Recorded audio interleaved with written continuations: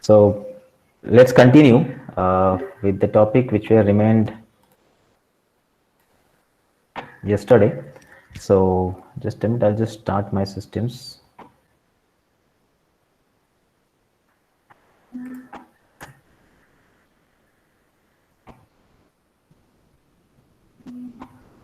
Okay.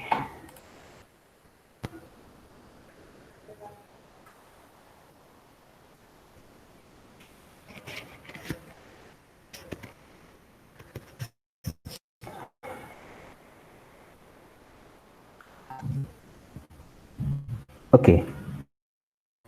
So today we are going to see Euclidean Manhattan distance formulas where they are actually applied, and then conditional probability, Bayesian theorem, probability distributions, many things are there. Four different machine learning algorithms are there where we are going to make use of this. In Euclidean distance and Manhattan distance formulas, we are going to use two algorithms, one from supervised learning and second is unsupervised learning.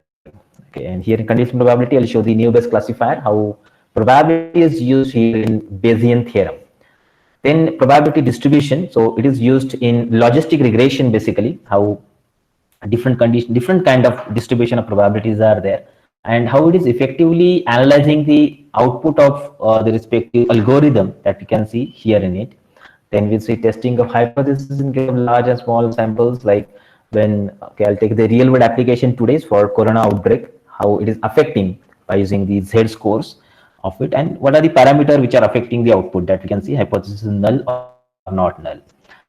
And finally, the test analysis. So it is very large topic actually, but I'll try to cover as early as possible. Time series analysis. So these topics that we are going to see in today's session.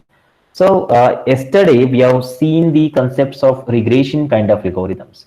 Regression algorithms are having the output as the continuous variable, like this salary and experience that we have seen. Experience is the input, salary is the output. Salary is not having fixed categories there. Okay, so when fixed categories are not present, then make use of regression algorithms. But if you have a fixed categories, then in data science, in machine learning, we are going to make use of the classification kind of algorithms. Now, classification algorithms are having fixed classes like 2 classes, 4 classes, 10 classes, something like that. And to generate or to predict these particular classes, we need to create our model first. Once the model is created, then we are going to do predictions with the help of the respective data. That is what we call as the machine learning model. So first machine learning model I'll show here, and that machine learning model is k nearest neighbor. And after that, we'll see k means clustering also, where also similar kind of techniques are used, but the difference is that k nearest neighbor is a supervised learning prediction based algorithm, and k means is the unsupervised learning, only descriptive based algorithm. Pattern matching is done there and outputs are generated. So let's see the first algorithm I'll just show you, that is the k nearest neighbor, and where we make use of the technique called as distance formulas. So just a minute. Okay, so let's see k nearest neighbor, understand that, and where we are making use of this. See, so first of all, what sort of machine learning is that? So the idea, that is what we call as does maximum birds of feeder flock together. That's what sentence I mentioned here. In other words, the things that are alike are likely to have same property that are alike. Remember what it called as, we can use this principle to classify the data by placing the category which is the most similar or the nearest neighbor. Most similar neighbor or the nearest neighbor. Check it out. I'll just show you one example there for this algorithm, and then we'll go for the implementation of it. See this one. This is the example which we can use for the k nearest neighbor. Here I'm having some data set with me. This is my data. I have taken the data for 15 different ingredients are there. Out of the 6 I have shown here. Okay, so ingredients like apple, bacon, banana, carrot, celery, and cheese. And these ingredients are having two properties, sweetness and the crunchiness. And these ranges from 1 to 10. Both of them are ranges from 1 to 10. So sweetness is given according to the sweetness of it. The values are given. 0 means very less, almost negligible sweetness is there, and 10 means high sweetness. Similar to that, crunchiness is also given to the respective ingredient there. And accordingly, we are already having a food type, means apple is a fruit, bacon is a protein, banana is fruit, carrot is vegetable, celery is vegetable, and cheese is protein here. Okay, so this is what we are having, the fruits. So three categories are, this is my output variable. Output variable is this, and these two are the inputs. Sweetness and crunchiness are the input. This is the output variable. So three output are possible here. That is what we call as a classification output. That is categorical output. Fruit, protein, and vegetables. Three are there, and we are having two inputs. That is sweetness and crunchiness. So based on sweetness and crunchiness, we are defining the food type over here. Now let's see. How do I categorize that? So I have plotted all of these entries on a two-dimensional plane here. Check this. So on X side, I'm having the taste of the food, that is the sweetness of the food, and on the Y side, I'm having the crunchiness of the respective food. So crunchiness will go on increasing on the Y direction here, and accordingly, I have plotted all of these ingredients on this two-dimensional plane. Okay, all of the ingredients are plotted here. Check this. Now, let's categorize them. See this. These are the categories. If you observe, so these are the proteins, all of them, which are plotted in 2D plane here. These are the vegetables. Check this out. And these are the fruits. Okay, all these are the fruits. So, now the categorization is done here. Now, for prediction, I want to do a prediction, something like that. So, a new ingredient is coming for me to predict the thing. This is what the modeling is called. Modeling is just like that in K nearest neighbor. And I want to classify now. So new ingredient is tomato. We'll get also confused. What is the category of the tomato? Okay, it's just like can identify that if it's like a vegetable, so it's a vegetable, or it's having a seed and it must be a fruit and looking like a fruit. That's why it is a fruit. So categorization is very difficult in that case. So K nearest neighbor problem.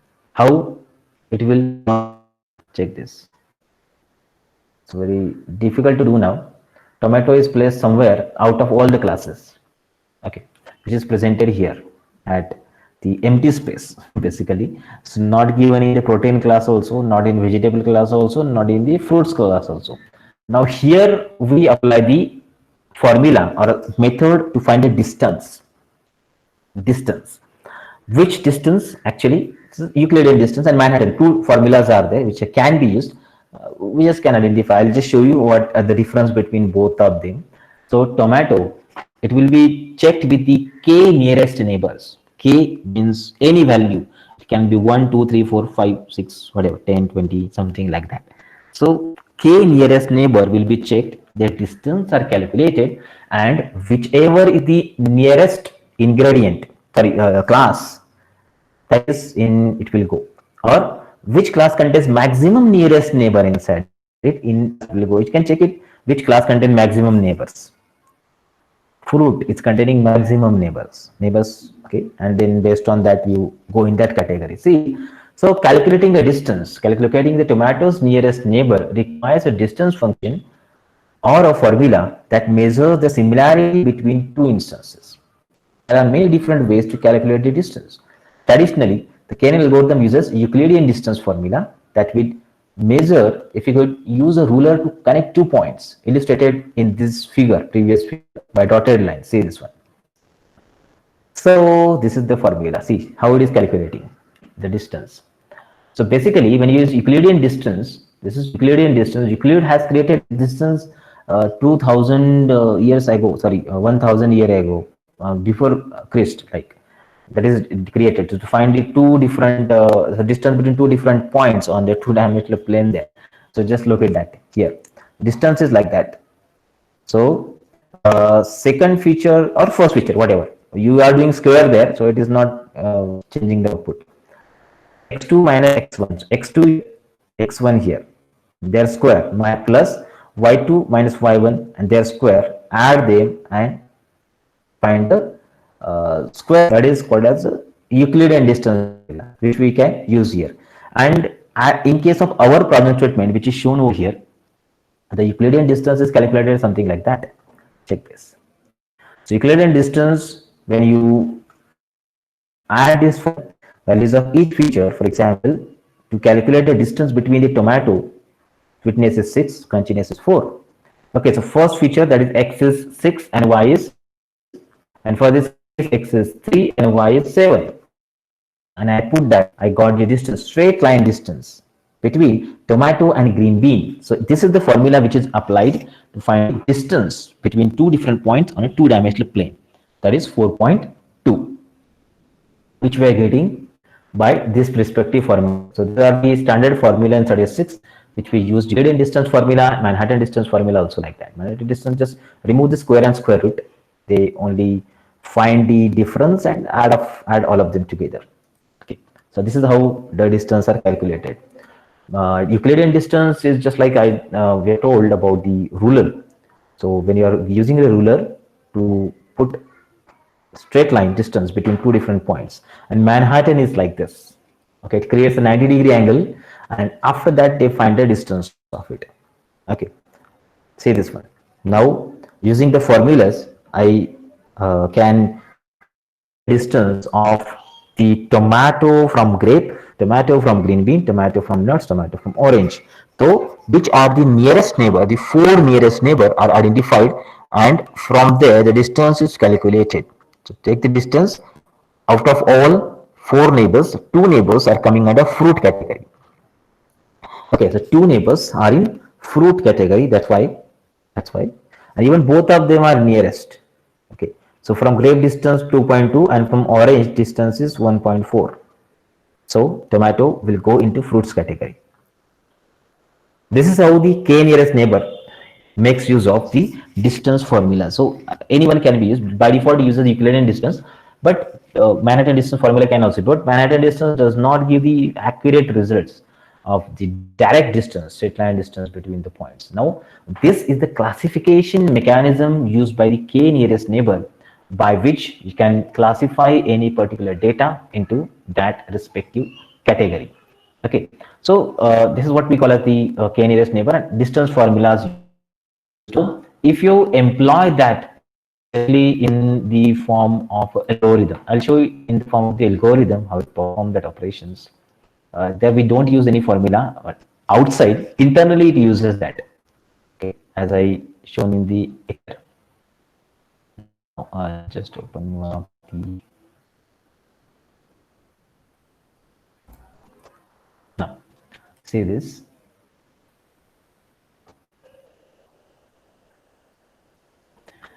Okay, so here in example, I'm using the stat data set of IRIS. IRIS is very common data set used in the machine learning basically. So it will be easy for us to understand. That's why I've taken the IRIS data set. IRIS is a flower. Okay, let me explain that. Will be easy for understanding. Just close this first.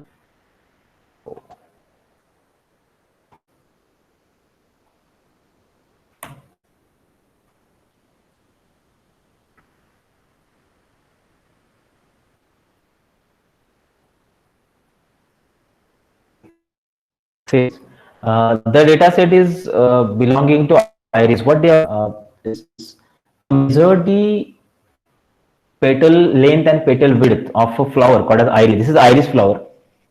This one, this is the iris flower, and this element is called a sepal and called as the petal. Okay, it contains two, both are present. So sepals length, sepals width, petals length, petal width. Okay, all they are recorded. And there are three species or three categories of the iris flowers are present. The color, this is called as the setosa and this is called as virginia. Three different kind of flowers are there under iris. Species that we call. Like, in every kind of animal, we have species. Like dog, different species are there. Again, in tiger, different species are there. So accordingly, the categories are created here based on their dimensions and that's recorded in the data set. Okay, so almost it contains 150 entries presented there. 150 entries are, and that 150 entries are containing information about 50 versicolor, 50 setosa, and 50 virginica. It's recorded. Now I want to create the model of it, and then I want to predict a new element which is coming to me is going in which of the categories. Okay, so which of the categories basically that we can decide by the respective algorithm of k neighbor. So I'll just show you how it is done there. I'm just loading the data first. Check the data.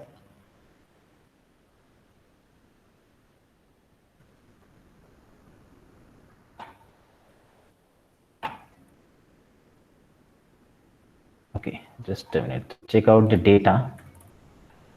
See, this is a data set which are included. So sepal length, sepal width, petal length, petal width, and target. Target contains 0, 1, and 2. Okay, 0, 1, and there also I given the names to them. So check this. Last created. Sepal length, sepal width, petal width, and their target. Setosa, versicolor, and virginica. Fine. Now our task is to build a mathematical model just shown in the theory there, and then predict new flower which is coming to you and what's the class of it. Okay, so let's do what I have done here. I have separated x and y. X means the first four are the x and y is the output variable. So here data dot drop target, that is output variable, species variable, it just dropped. Remaining all just taken as input. So sepal length, sepal width, petal length, and petal width. Okay, so they are taken as input here.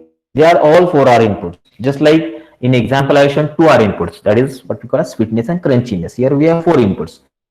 Whether you have 4 input, 10 input, 20 input, every method we can use same Euclidean distance formula to find the distance of them. So already used it because it's not having limitations. No limitations. Any number of features can be used to find a Euclidean distance between two different points. Okay, so I've just taken all of the input. X is separated here. Y is separate. Y contains the output variable only. So Y is not shown over here. I'll just show you. So Y is the output variable. If I print Y, see this is the Y, and how many categories are there that I can find with the help of set.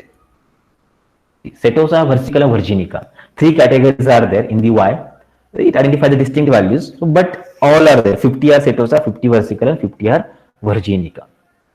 Okay, that's how it's taken over. Let's go for train test split.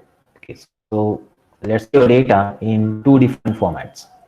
First of all, so yesterday how we have done for linear regression, polynomial, same method I'm applying here. I'm splitting my data. I'm having total 150 entries inside it. Out of that, 112, that is 75% entries I'm keeping into training set.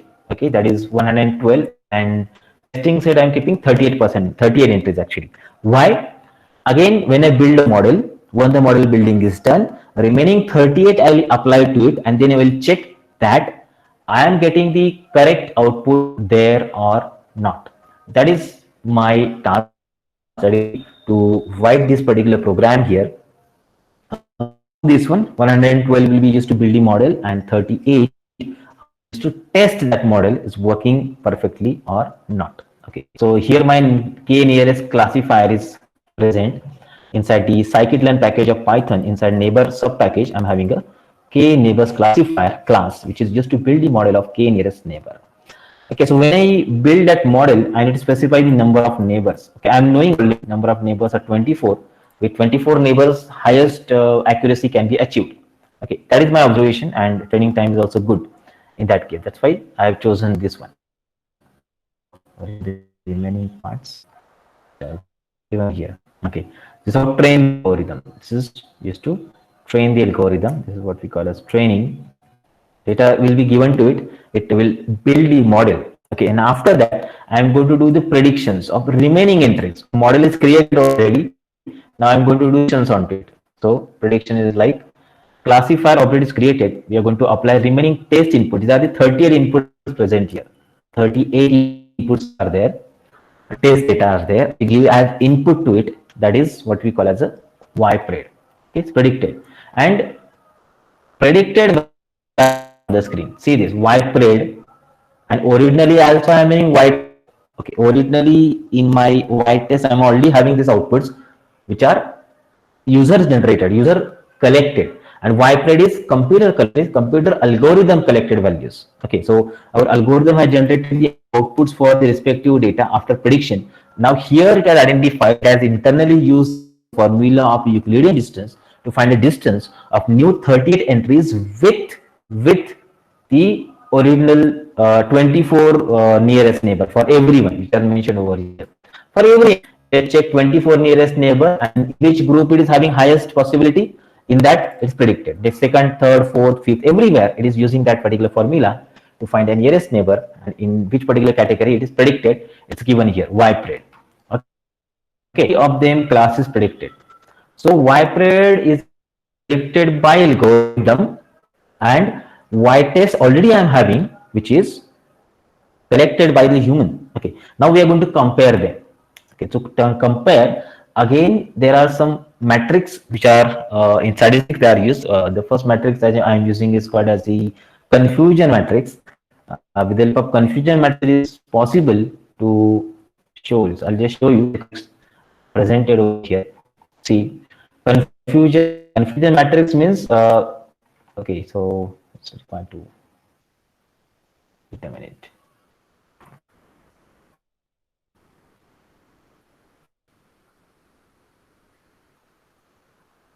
So this is a statistical method actually, again, to represent the output.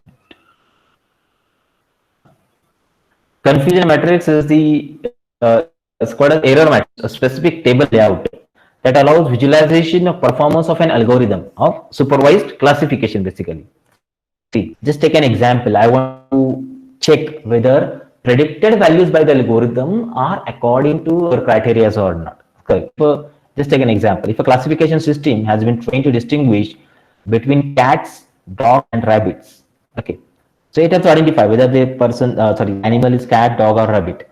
So confusion matrix will summarize the result of further inspection. See, for example, in I am having 27 animals testing data set. Just like in our example, I am having 38. Here I am having 27, for example. Out of that, 8 are cats, 6 are dogs, and 13 are rabbits. So summary will be something like that. See, total 27 animals are present. It means that at actual, here 8 are cats, 6 are the dogs, and 13 are the rabbits. And this side on the rows, predicted classes. Predicted classes means predicted by algorithm. What is predicted?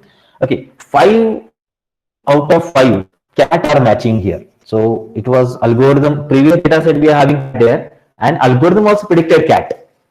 Okay, algorithm has also predicted cat 5 times. Now, in case of dog, so same concept is there.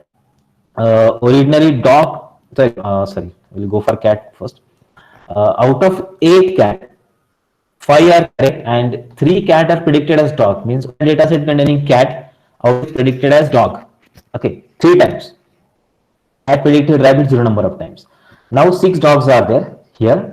Out of the 6 dogs, 2 dogs are predicted as cat, 3 dogs are predicted as dog, and 1 dog is predicted as rabbit. Okay, out of 6, 3 are wrong. And in case of rabbit, 0 rabbit predicted as cat. The inverse is also, see this one, means rabbit and cat are not matching anywhere. 2 rabbit are predicted as dog and 11 rabbit are predicted as rabbit.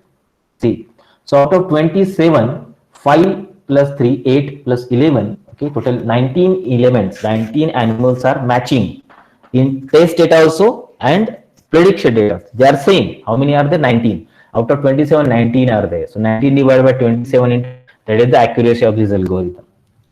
Okay, so this is what we call a test data. Test data will apply again and get predicted. Originally, we have their outputs and algorithm predicted outputs. We compare them. How many are matching? How many are not matching? That will be shown by the confusion matrix here. Now, if you go to example, for our example, I just printed that confusion matrix here. Check it out. The first here in this side, I'm having a predicted data, and this is having actual data. On this angle, on row side, actual data. Okay. So you can check the first is Rosa, second is Versicolor, and third is Virginica. I have the names are not given here, but they are sorted according to. Sir, your screen is not visible. Just a minute. Presentation, presenting correct.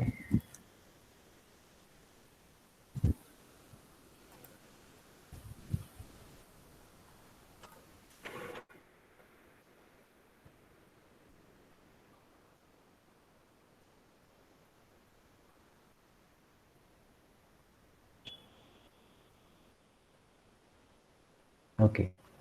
Now let me.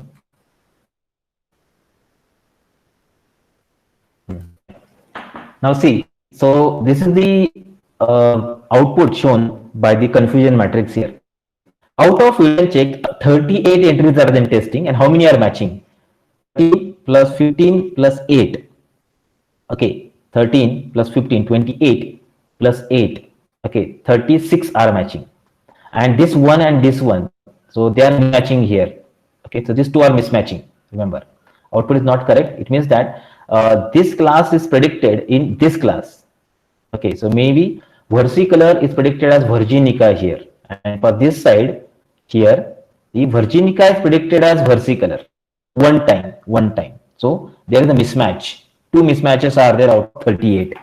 Okay, so in the classification report will show you all the particular data there, how exactly entries are present. Class contains 13 entries, 13 of 13 are matching. Second class contains 16 entries. Out of 16, 15 entries are matching. Okay, 15 entries are matching and one is unmatching.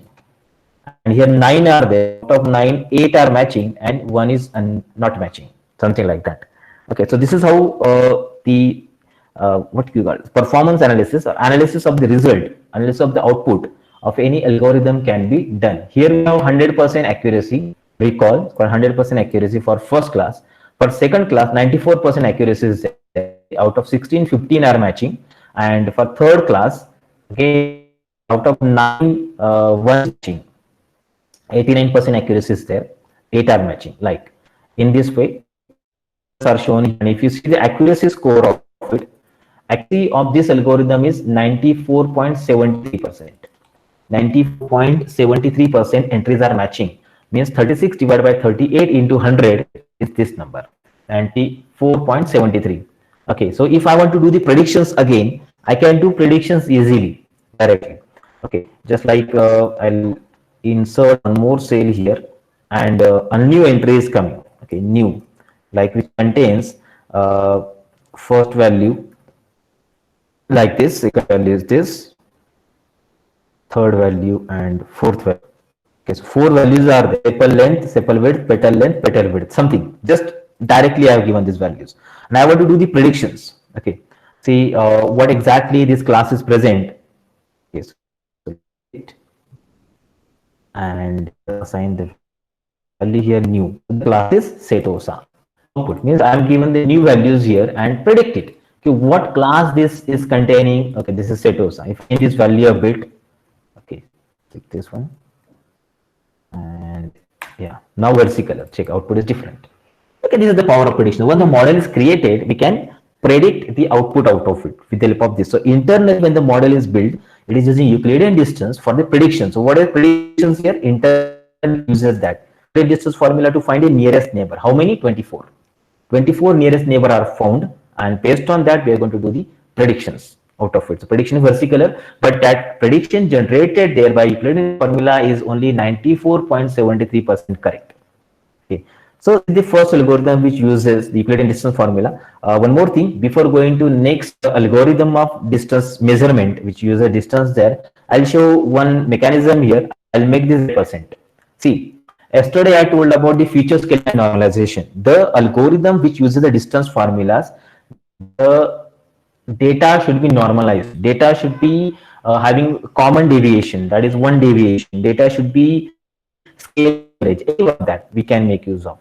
Now here data is not scaled. In KNN algorithm using Euclidean distance formula to perform to build the model, I have not used normalization. That's why I am getting accuracy 94%. Means two mismatches are. So what I'll do, now let's see the application of normalization. So what I've done, when I get this data here, I'm doing the min max scaling. Min max, we can make use of a standard scaler also.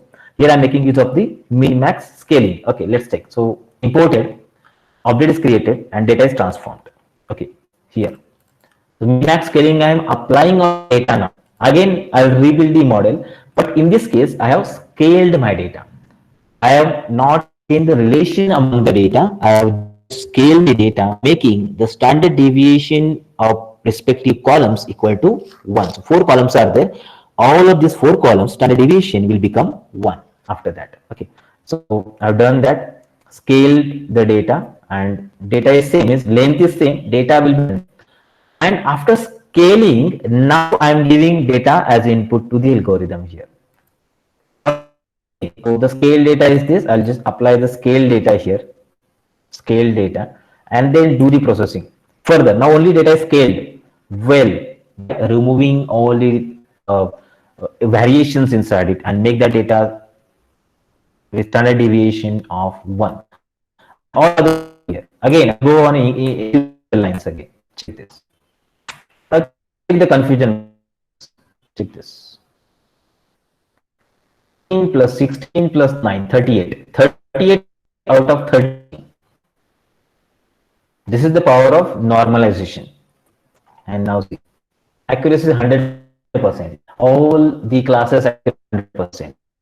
See the accuracy. Perfect. 100% accuracy is achievable when you normalize the data, because see, machine learning algorithms, you have to prepare your data as per the algorithm. When algorithm require the data in that format, you have to prepare that, and after that you can do any kind of operations onto it. So this data is normalized and I got 100% accuracy in that. This is possible. So with this particular techniques, we can two things which I have learned here. By Euclidean distance, you calculated the nearest, and second is we have found the accuracy. We got more accuracy with the help of normalization. Not only min-max scaling, but if you apply feature scaling, then also 100% accuracy is achievable by this particular technique. So for k nearest neighbor is there in science, we are having algorithm like subspectrum machine. We are having new best classifier. So that algorithm requires a scaling. Okay, when the data is having different scales, different ranges, different variations, deviations. So that time we require to perform that. So here 100% accuracy. Now onwards can do the prediction and perfect output can be generated out of it. Okay, so many so just remember that how the mechanisms, statistics mechanisms apply to this k-nearest. Now this is what we call supervised learning. We'll come back to supervised learning again in probability based algorithms. Before that, let's see unsupervised learning algorithms. The stars are used again, and that algorithm the k-means clustering. Okay, so here also the word k is coming.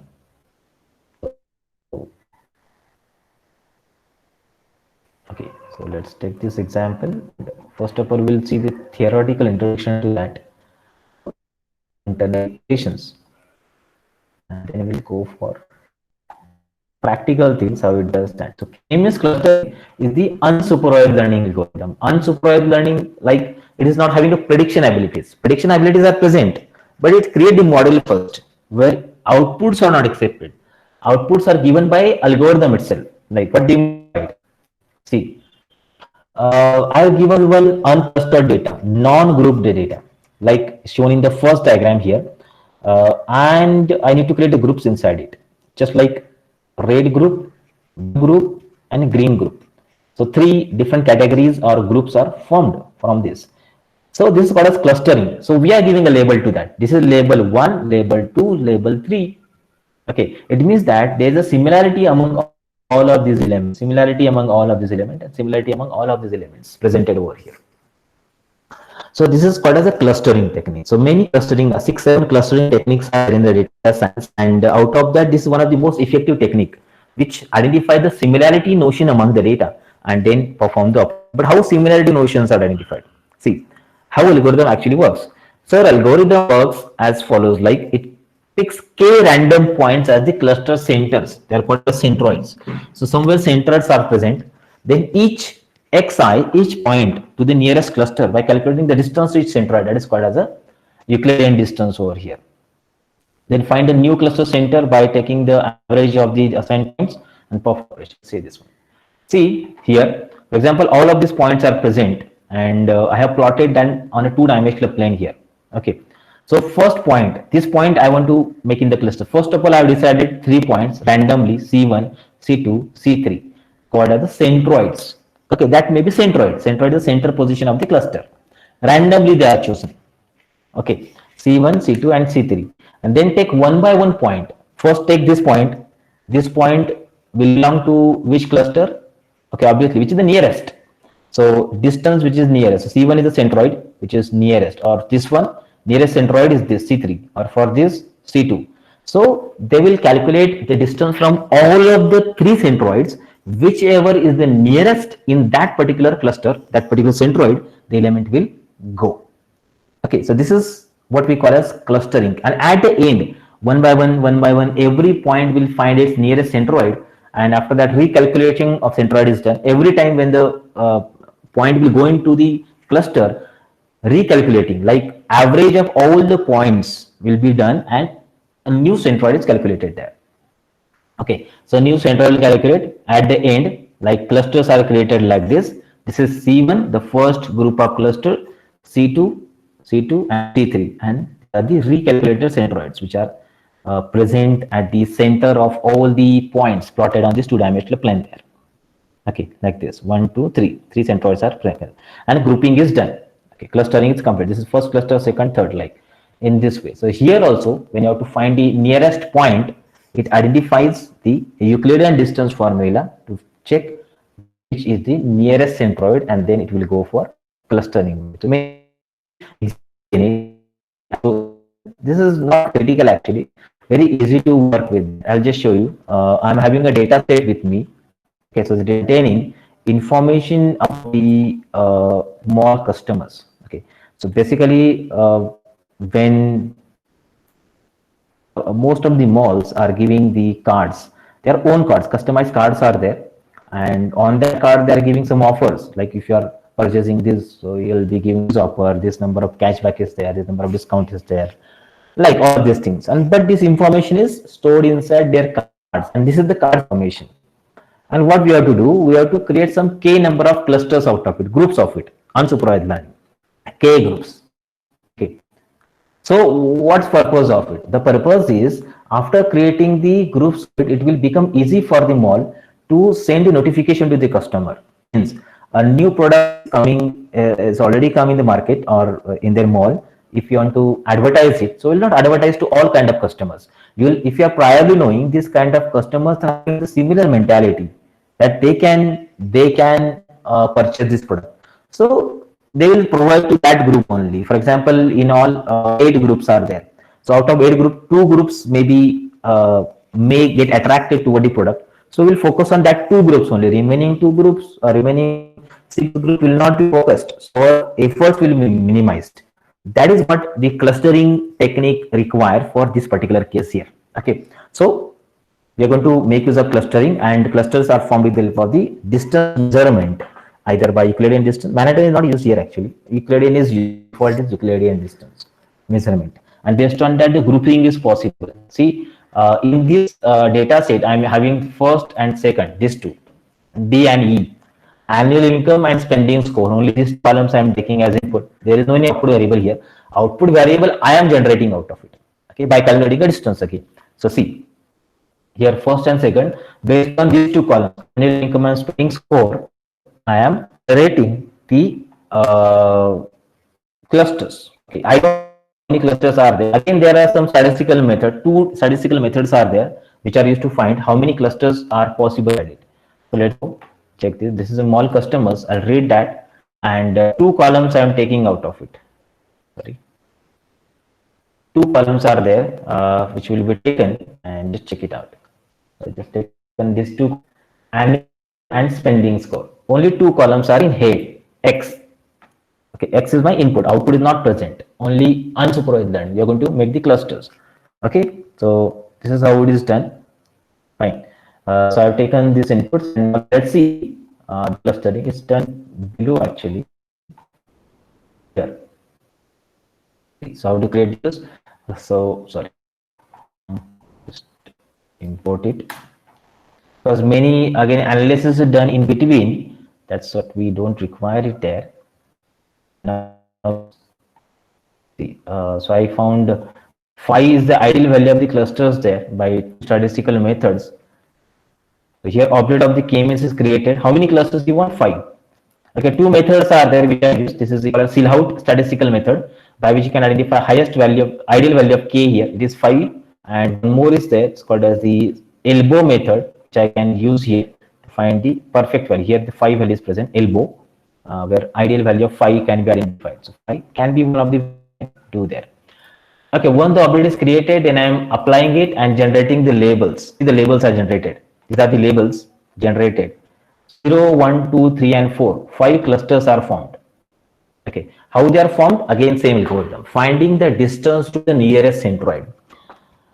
For all, I think 200 elements are rows are there. For all the 200 rows, this particular cluster numbers are formed, cluster labels are formed, and now if you visualize to visualization of this, okay, yeah, this is the visualization. Right.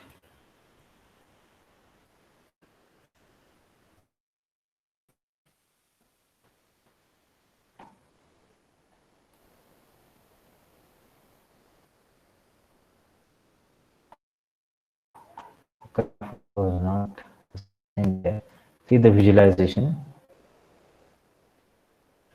These are the clusters. On this angle, I have access. I have given the annual income, and here I am giving spending score.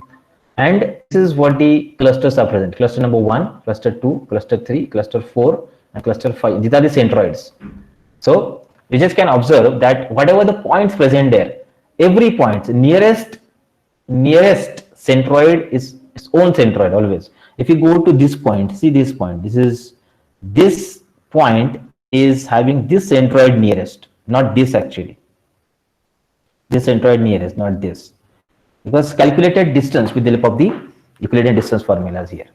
For this, every which is at the boundary position, is boundary here is this one, or from this also. This is the nearest centroid, like that. In this way, 5 clusters are formed and they are visualized like. So many techniques are there where these distance formulas are required and they are used to perform such kind of operations. Here also we require the scaling, but remember 2 columns are used, but both the columns are in the same range. That's why scaling is not done. So these are the operations where we use the Euclidean distance formulas. Now let's go for another kind of algorithm. Now we'll go for probability based algorithms. Probability based algorithm. First of all, we'll see conditional probability and the Bayesian theorem, how they are connected together, and with the help of that, how the classification system actually behaves. So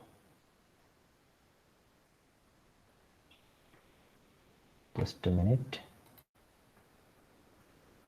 Okay, yeah, correct. Okay, so first conditional probability.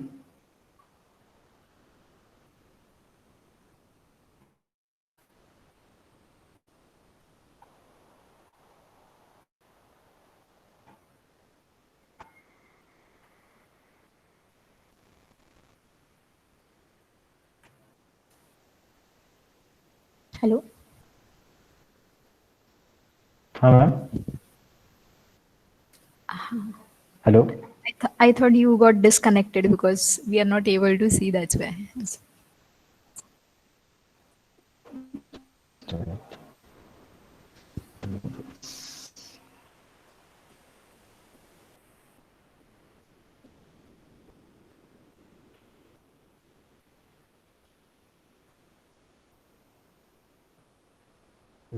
Yeah. Huh. So let's take simple example. What exactly the probability? Now this is conditional probability and Bayes theorem. How it is actually applied. Let's see. So you might have seen this formula also in your theory. So this is we call as Bayesian probability formula. It's based on conditional probability. This is the output that we call as a conditional probability. Let's take an example first. Common, simple, basic example, which is real world application. With the help of that, we'll see how this algorithm actually works. So Bayes classifier, a collection of classification algorithm based on Bayes theorem, and 10, 20, 10 to 12 different probability distribution it uses. See, so sequence, lot many algorithms are there which are coming under it, but they use a different probability system. Generally, general normal probability distribution we call as a Gaussian probability distribution, which is used by default here. That's why it is called as Gaussian B. Okay, so let's see Bayes theorem. Let's try to understand. I'll take 5 minutes to understand this particular concept, and then we'll go for implementing of it. Okay, let's take an example. I'm having 2 machines present here, 2 different machines which are manufacturing these spanners. So these are the spanners manufactured by machine M1. There's the spanners manufactured by the machine M2. If you look at the spanners manufactured by machine within an hour, okay, there are differences there. This machine is not that much effective because the spanners manufactured by this machine are less than this machine. Okay, take an example. All spanners I'll combine together and I'll put over there. Out of this system, you just can check. The black spanners are defective spanners basically. Defective spanners are there. So some spanners are manufactured by first machine, second machine. There is no any difference that we can see. But in combination of all, some spanners are defective. Some of them are defective. Now, what is probability? So Bayesian theorem will identify what is the probability that the spanner which is defective is from machine 2. When you mix all of them together, that time it is not possible to identify the spanner belong to machine 1 or machine 2. Correct. That is my problem there. So probability can be found. What is the probability that the spanner is from machine 2? So the formula, that is Bayesian theorem, is used. Okay, you might be aware about conditional probability, posterior probability, and the others. Just go on. How exactly? Maximum likelihood and others, how they are used. Let's see. Let's take an example. Bayesian theorem. So machine 1 is manufacturing 30 spanners per hour. Machine 2 is manufacturing 20 spanners per hour. Okay. So their speed are different. First is 30, second is 20. Out of all the parts manufactured within an hour, you can see 1% are defective. So you can represent this here in this format. Probability of machine 1 is 0.6, probability of machine 2 is 0.4. Okay, so out of 50, 60% from machine 1 and 40% of machine 2. Okay, that is what probability of machine 1 and machine 2's efficiency. 1% are defective. It means that probability of defective spanner is 1%. Okay, 1%. Out of all defective parts, we can see that 50% from machine 1 and 50% machine 2. Just do your observation. So now this is your conditional probability. Okay, the defective part is from machine 1 is probability is 50%. Defective part is from machine 2 is 50%. Okay, 50-50. Or is that?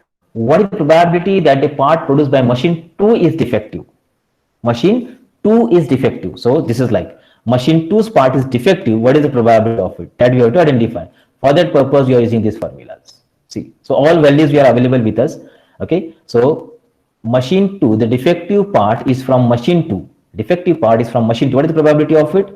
Okay, the first value that we are already having, second value we are also having, third value also we are having. Here 50%, first 50% parts are from machine 2, then 1% total parts are defective, and 40% is the efficiency of machine 2. If you combine all together, we'll identify that 1.25% is the probability that defective part is from machine 2. Defective part is from machine 2. That is what probability is 1.25%. If you combine all together, just take an example there. 1000 spanners are there. Out of 400 will come from machine 2, obviously 40%. 1% defective means 10 are defective out of 1000. And out of them, 50% from machine 2, that is 5 are from machine 2. Correct? And number of percentage like 5 divided by 100, 400. Out of 400, 5 are defective. It means that it is 1.25%. That is what probability of conditional probability theorem, Bayesian theorem uses over here. 1.25, that is correct output. And inverse to that, if you go for a machine 1's part is defective, so we'll get 0.83% probability here. Because defective parts are same, but speed of machine 1 is high. 0.83%. You can check it by your own onwards. Okay, remember, this is how probability is identified. Probability, conditional probability is identified. Check. Okay, let's take example real world application now. Now, real world application is something like this. See, there are some employees that the company is having, and according to their age and salary, I want to check that whether they are coming by driving, by having their own car. These employees are there, and they are walking. Okay, they are not having their own car. By walking, they are coming to the office, like in this way. So we are going to make use of it. Just identify the probability that the new element is new employee will come by walking to the office, or it's coming by the car to the office. So we are using such kind of formulas. So your Bayesian probability theorem will be something like that. And if you how to predict now probability of that element, for example, the element is present here. Okay, I want to identify now probability of this element in driver category and probability of this element into walker category. driver category and walker category. How to do this one? Check it out. So when the formula we are putting all, this is called as posterior probability, this is called as likelihood, this is called as prior probability, and this is called as marginal likelihood. And if you identify all of them, check it out. See first, P of walks, total number of walkers divided by out of 30, 10 walkers are there, that is P of walkers. Then P of X, total similar observations divided by total observations, 4 divided by 30. Then P of total probability of being in walkers, so total number of similar observation among walker divided by 10. So out of all 4, 3 elements are walker, 1 element is not walker. Okay, so all you got these values, and I got 75% probability that the element will go on walking category. 75% probability, if you put all of these values together here, 75% probability is there, the element is going into walker category. Okay, and similar to that, if you check for driver category, I'm getting 25% probability that the element will go into driver category there. Remember, this is what we can apply the Bayesian probability theorem in actual applications. Okay, Bayesian probability theorem or actual applications here. Okay, so this is how common a concept we can link toward the real world situation. When this probability is actually used, so this probability is used to identify the classification category of the output variable, category of it. How it does that? It checks the probability of being it. Like, see here in it, this example. Okay, so this is a new point. You can identify by all of the consideration, by using posterior probability, by using likelihood, by using marginal likelihood, all of that you can identify.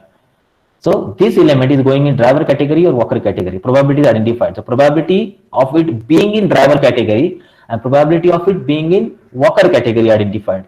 Which probability is high? Which probability is highest? Okay, two are present. So obviously which is high that you can find. Or if you're having multiple classes, there for every class probability is identified. Maybe for some classes probability is 0%.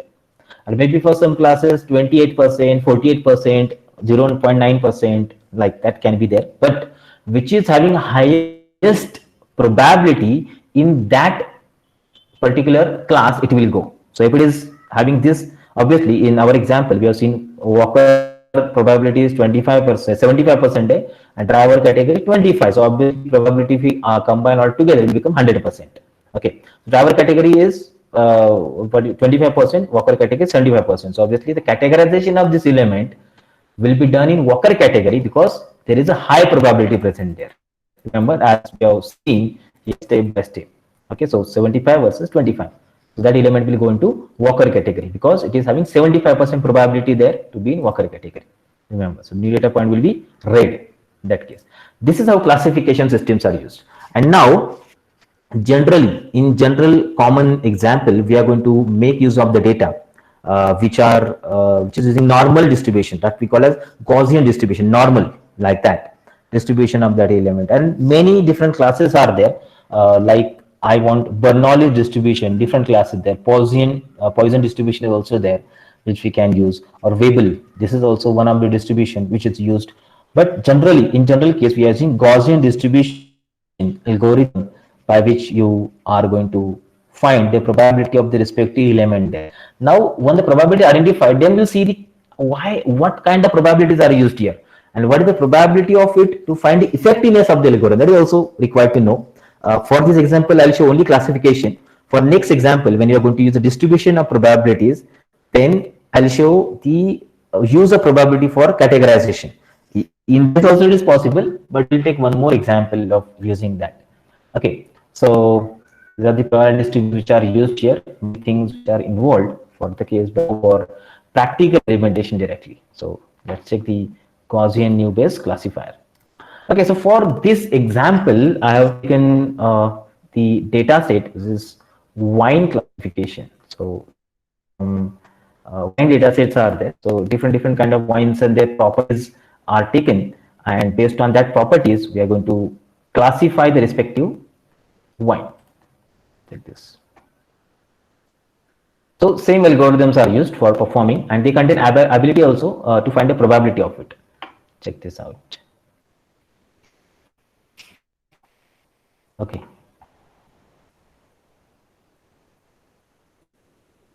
See, it's very big data set there.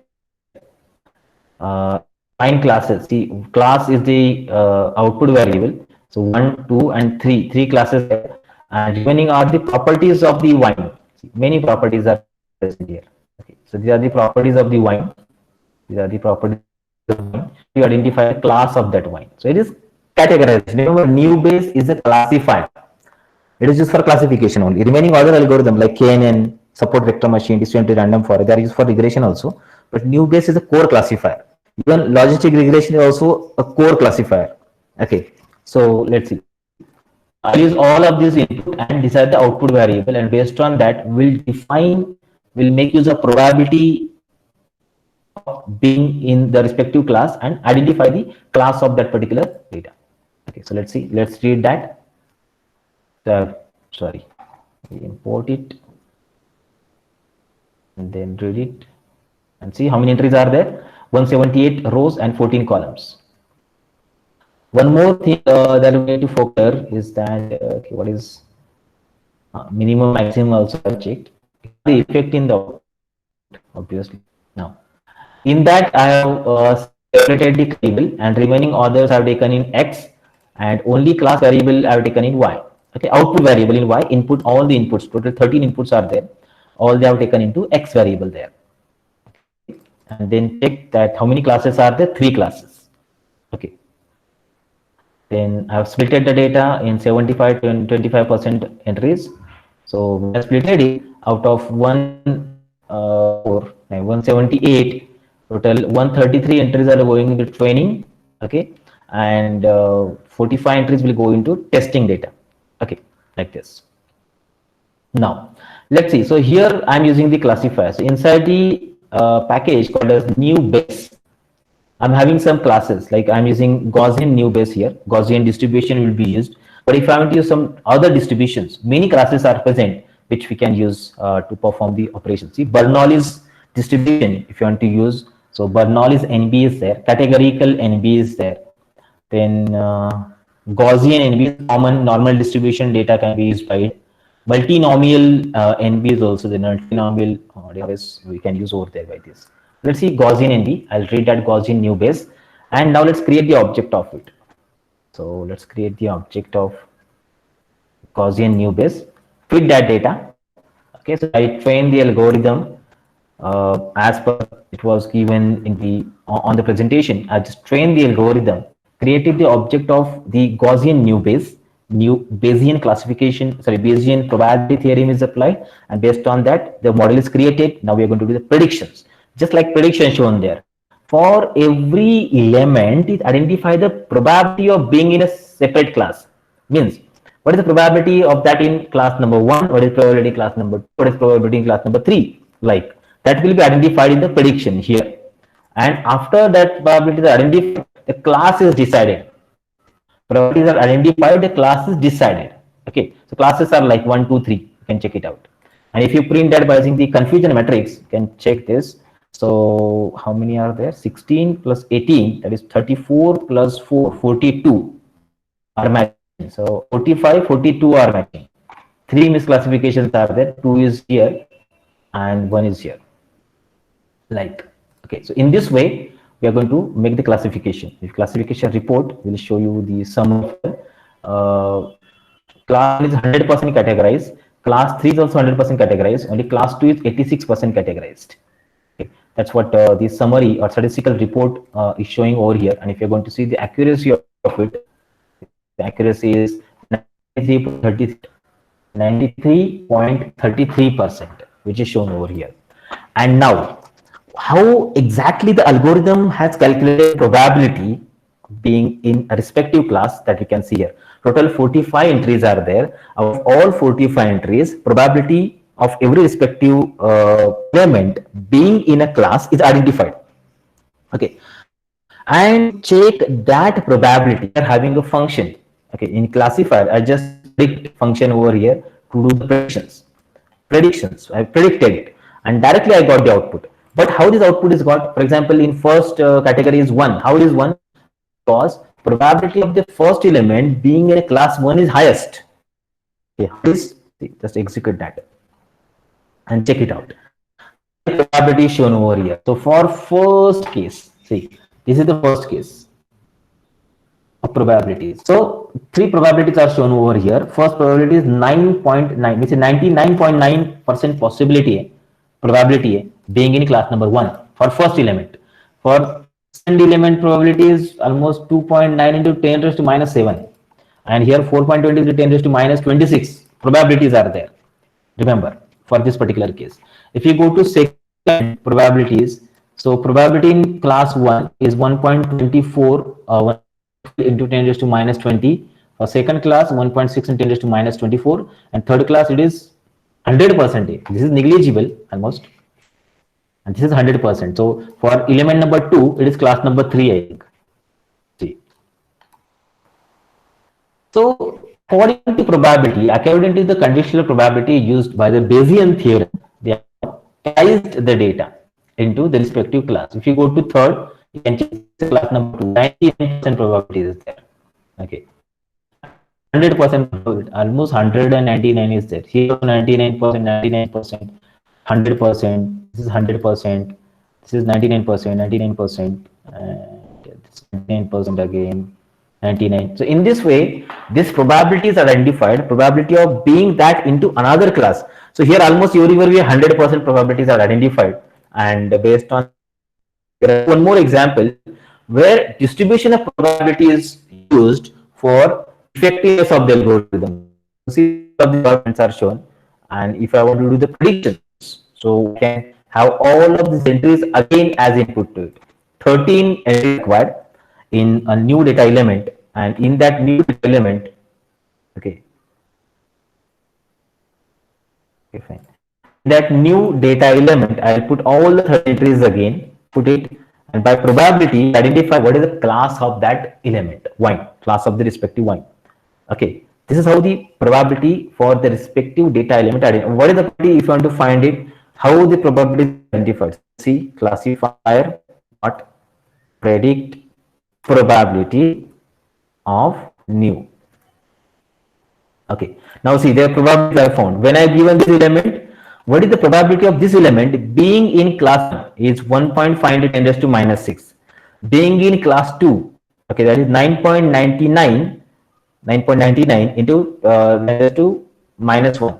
Okay, so this is what class 2 is predicted here, and being in class 3 is 7.5 into 10 raised to minus 19, something like that. Okay, that's why it is in class number 2. Class number 2 probability is used here by Bayesian theorem, and it's going into that particular class, which is 1, 2, or 3. When I change this element, again the probability of that particular element will go on changing, and we'll check in which particular class is having highest probability present over here. See, in actual data, every element is 100% going in the respective class there, because the data set which I'm using is not that much perfectly generated, perfectly created. We'll go for some other example. Distribution of probability will be used. This is how Bayesian theorem, the conditional probability is having importance for nation of the data in their respective class. So let's go for the second one more probability based example, and categorization will be used to find the probability and how effectiveness of algorithm will be there when you use the probability distribution in the respective algorithm. Okay, so just change this here. Okay, new base classifier.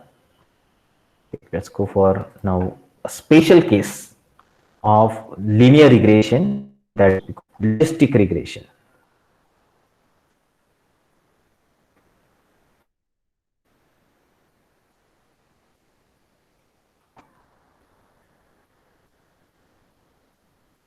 Now, let's see.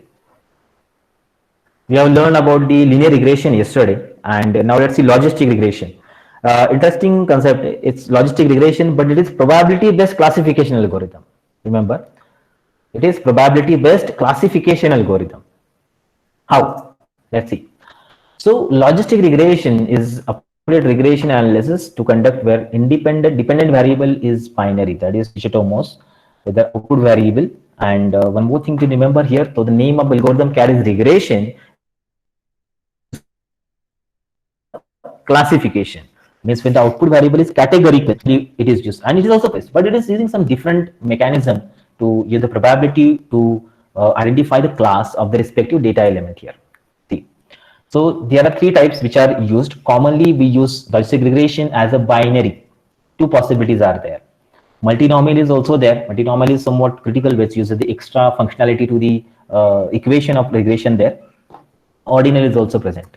Now see, let's go with the example. We already seen some of the examples like salary and experience. See, yesterday we have seen this one, salary and experience. When we use simple regression, I am using the formula something like that. Okay, formula of a line. When you plot that, when these values are linear connected together, we have this formula, linear regression, and we have multiple regression. We have multiple inputs, B1, B2, B3, till something like that. This is your formula of the multiple regression. That's we already knowing. Now, let's go for the case, another case there. Now, my problem is that the company has provided an offer by email to their customers. Okay, some offers are given there based on a factor called as age. Okay, email is given, a promotional mail is given, that is sent to the customers, and we are having two possibilities there, whether mail is received or not received. Okay, 0 or 1, and my input criteria, his age. See, so on this angle, that is, sorry, on this axis, x age is incrementing from this till this, and same cases here. And on that system, I'm having action defined 0 or 1. So the employees with the respective age, okay, they have not received the mail, and employees of this particular age, they have received the age. Sorry, received the mail. This is particularly.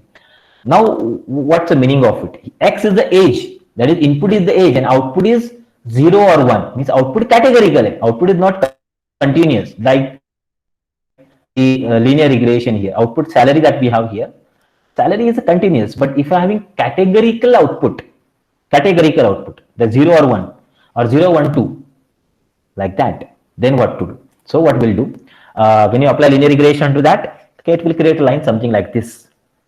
But the accuracy of algorithm is less, and output get generated like 0.2, 0.5, 0.8, like that, or 1.5, because if value is going above, it will generate like that, because regression output is in continuous format. I don't want that. I want either in 1 or 2.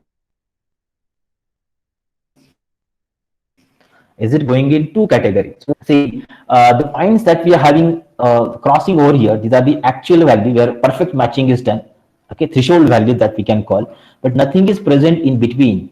Okay, from this particular point to this particular point, because no continuous values are allowed over there. So what we'll do, we'll cut this particular line, and from here to here is connected, and the line will be formed something like this, in this way.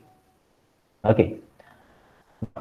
Let's see. So how can I apply logistic regression? Logistic regression, we are adding this sigmoid function. So the sigmoid function. By this sigmoid function, when you apply the sigmoid function to the linear regression formula instead of y, so this y we are having here, a sigmoid function is applied. So when sigmoid function is applied, the particular line, this linear regression will go in this particular fashion, something like this. Check it out. Will be like this. This kind of the curve will be generated when you apply the sigmoid function. So this sigmoid function is possible in another kind of algorithm also. This is called as the support vector machine, where we apply this. So the probability based algorithm here. But this case also, we apply the sigmoid function of finding the probability is applied here. And by this, your line, this is not actually a line now, the curve will be created in this way. Curve will be created. Now, instead of your output variable, my output variable will be something like this when you apply the sigmoid function to it.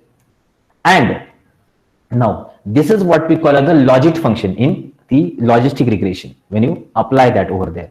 Now, let's find the probability.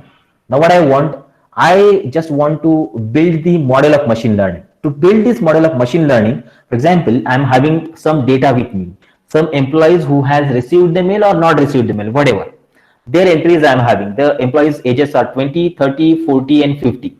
Okay, 20, 30, 40, and 50, like that. And now, if it is 20 and it's present on that particular, this particular curve here, so probability of receiving the email is 7%. Here it's present over here 7%. Now for 30, it is 23%. As is approaching towards the 1, probability will go on increasing. Okay, 30, probability is 23. Again, it's going above somewhere, age is 40, probability is 85%. It is again above 50, probability is 99%. Sir, sorry to disturb. Yes, Screen ma'am. is not visible.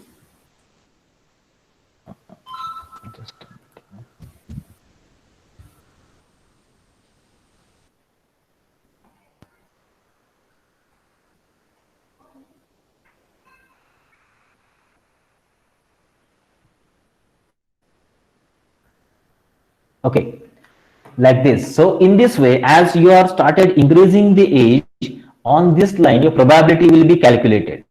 Okay, so probability on increasing as you start increasing the age over here. At this point, we are having probabilities called as 99.4%.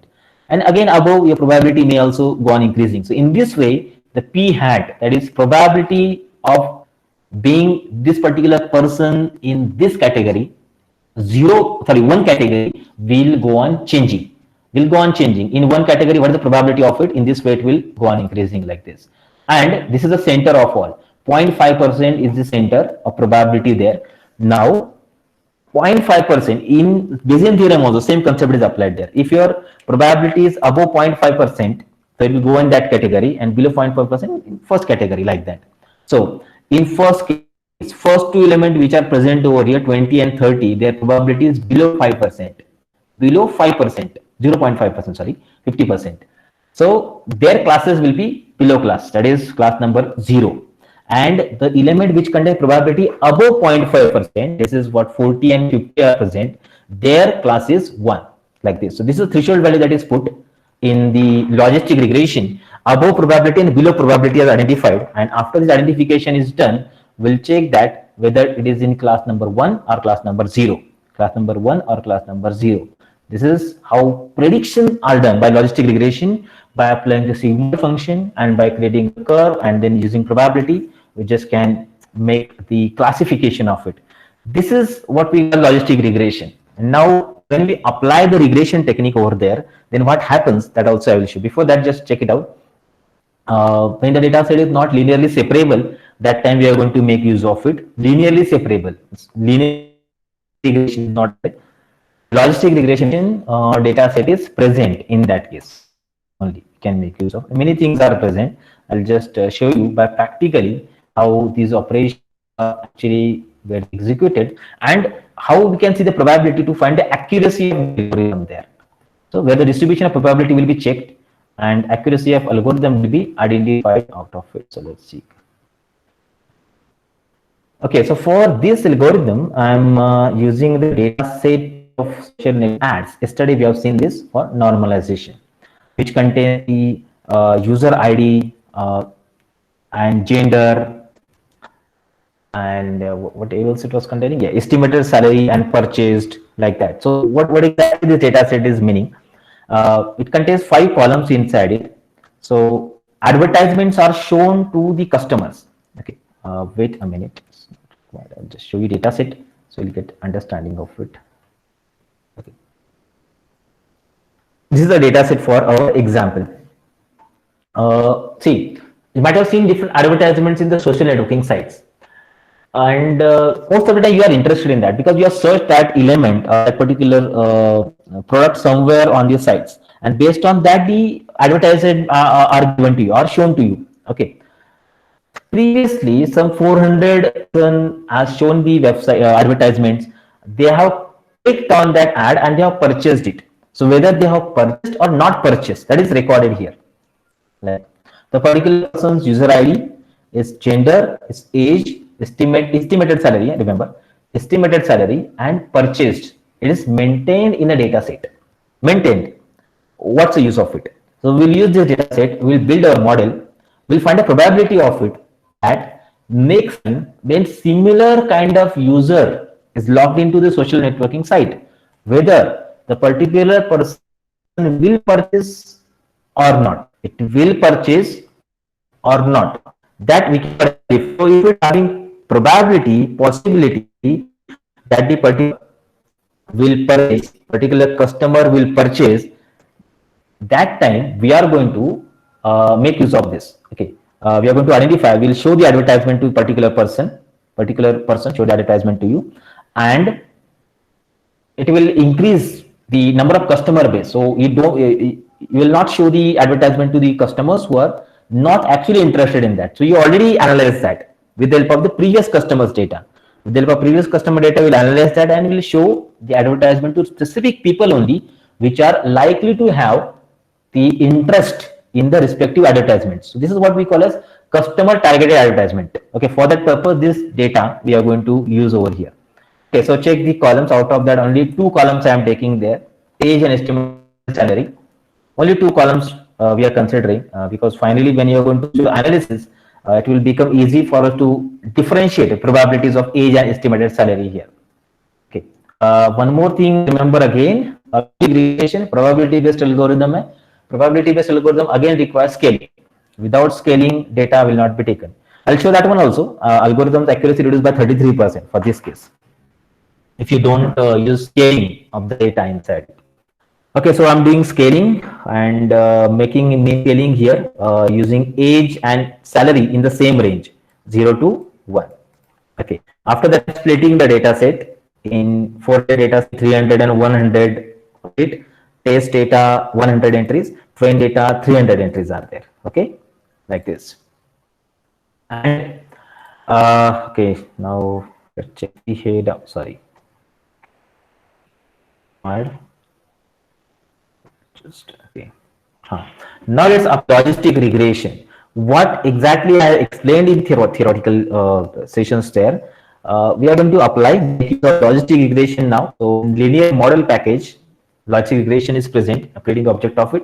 We'll train the algorithm with the given data. This is what we call as a training the algorithm with the given data. Okay. And using the predict method, I'm going to make use of this particular text, just like previously what we have done. Remaining 100 entries I'm giving as input, and we're going to find a prediction. This particular customer will purchase or not purchase. Okay, so their outputs are shown over here. Check it out. 0 and 1 again, 100 yes and no, that is 0 and 1, purchase or not purchase. We are going to see, you identified. We have built the model logistic regression, and this is how you just can put them. The confusion matrix now. Now in confusion matrix, you can observe now out of 100, 67 plus 22, that is 89% people, 89% entries are matching, and 10 plus 1, that is 11 entries are mismatching here. 10 plus 1, 11 entries are mismatching here. Okay, in confusion matrix also accuracy is 89%. Okay, accuracy of this algorithm is 89%. That's 89 entries are matching out of 100 test inputs. Now let's go on using it. Now let's focus on the main part of probability distribution and its application use over here. So we have built the model, and its probability based algorithm, as I have shown in the data set also. See, what is the probability for every element, which is 100 element present in the test data set, probability is found. So here some connectivity of probability is present. You can check out for first element, probability of that being in first class is 7 and second class 20%. Okay, 20.70%. For second class, second element 75%, 24%. Like, you can go on checking. Here somewhat of competition is there. So center of 54%, 45%. Okay, and there is no much. Again, close names are present. Here also 52%, 47%. Some tough competition is there. Very small differences there. That's why the classes are separated. And check, observe more. All the probabilities are identified. Probability of being here 52%, 47%. 58, 41, 59, 40, 51, 48. This is one of the closest elements present there. Okay, probability. Now let's see the effectiveness of the algorithm on that we can identify. How? See, there are some statistical methods which are used to analyze algorithm. They are called as the AUC and RUC curve. IUC and ROC curve. Let's see. So all probabilities I have checked for every element. If you go to check, I'll just cross verify that. For first element, probability of being 0 is 79. Probability is being in 120. Check the first element is 0. Yes, first element is 0. First all elements are 0. Almost first 6 elements are 0. One element are 0. For first element is higher. 79, 75, 72, 81, 91, 95, 92, and here 8 element is 60% in second class. Okay, that. So in this way, identify the probabilities. In this way, identify the probabilities of. Can I make use of the distribution of probability to check the accuracy? Now, probabilities are used to check the accuracy of this algorithm. How perfectly the algorithm is working on this particular data that we can make use of it. So I'll go to this presentation again, and let's continue. Many things are there that we need to remember. Sorry, it's not present here.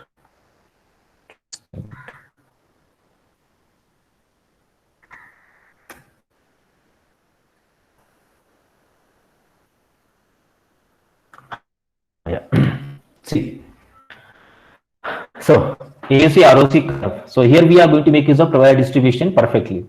It's a performance measurement for classification problem at various threshold settings. Okay. So ROC is a probability curve. Probability curve, distribution of probability will be found by that. AUC is a degree and measure of separability. Okay. Area under curve, that we call as the curve is identified. It tells how much model is capable of distinguishing between the classes. Capability of modeling distinguishing between the classes. Higher AUC, better performance, predicting zeros as zeros and ones. And higher AUC means they are zero predicted zero with high probability and one predicted one with high probability. Okay, that is higher AUC will tell us. By analogy, higher AUC better model is at a distinguishing between patient and disease or no disease, like classification. I'm just telling about it. So ROC is plotted with TPR, that is called a true positive rate, okay, and FPR, where TPR in y-axis and FPR, false positive rate, on x-axis. See this, something like that. On here, x-axis, I have false positive rate and true positive rate. See, in the confusion matrix, these terminologies are present: false positive and true positive. I'll come back to the output again, and then we'll focus on that. And we form the probability curve like that. So it will start from 0 and will go on increasing like this. Something, and this is called as area under curve. So out of 100% area, this is 100% area. Out of 100% area, how much area is covered under the probability? Okay, under it, how much area is covered under it? How much percentage of it? If we exactly create 50% part of it, is 50%. Now maybe here till it is 80% area is covered under this particular curve, or almost. Okay, like that. Many formulas are there. This is what we can finding the true positive rate. This is specificity, and the final there is false positive rate. That is 1 minus specificity. Check it. Now these are the results. So excellent model AUC near 1. Just a minute. Which means it has good measure of separability. A poor model AUC near to 0, which means the worst measure of separability. Okay. In fact, it means reciprocating the result also. So it is predicting zeros as 0 once and 0 as once as 0, and when AUC is 0.5, it means that no class separation capacity whatsoever is possible there. Check it out here, something like this. Now probability distribution curves are shown over here. Okay, don't focus on that. Very detailing is required for that. Just focus on this particular part. If I'm curve is like that, perfectly. This is 100% accuracy is achievable here. This case, like AUC is 1. If I'm something like that, 70% accuracy is there. AUC area under curve is 70%. Now for this case, 50%, 50 here, 50 here, and for this case, 0%. No separability. True positive, true negative are completely different. In this case, they are overlapping. So 50% is there. Something in this particular way they are identified. Now I'm going to show you how this actually works. Now the probability distribution, I'm going to make use of the class number 1. Okay, for class number 1 only. Class number 2 also we can check it there, but they will be same. Only the binary classification is there. If I am in one class, if not, then obviously I am in second class. Fine. That is what probabilities are there. For binary classification, it will be same output. But for more than one classification, your output will be different. Okay, so what I've done, I've identified the probability of class number one here.